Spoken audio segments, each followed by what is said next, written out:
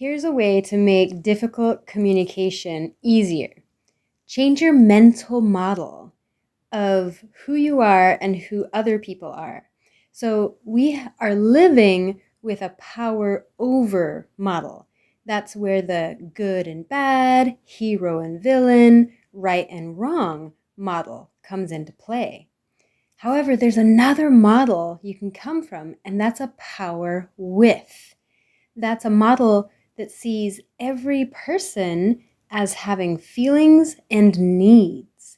And they're all the same. My feelings and needs are the same as your feelings and needs.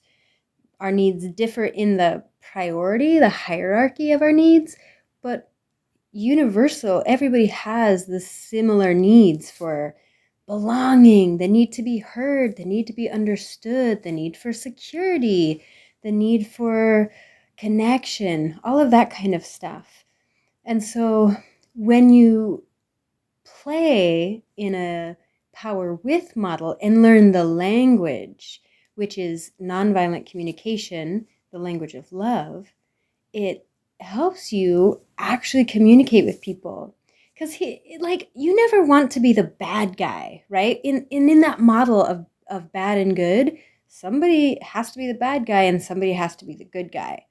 And so if nobody wants to be the bad guy, then you have to pretend like it's like you have to give up responsibility for any mistakes that you make or downplay them, or you have to be perfect so that you never make mistakes, or you get punished if you make mistakes.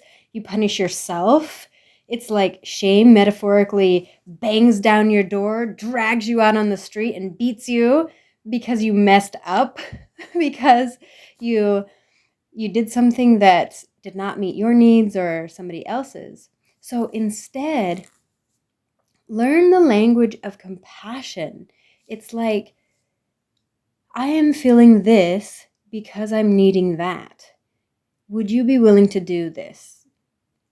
It comes from a place of complete ownership of your feelings and needs, and then making a request of the other person. And when you become fluent in the language of your feelings and needs, you can learn other people's feelings and needs and have empathy for both. And that makes communication, especially difficult conversations, easier.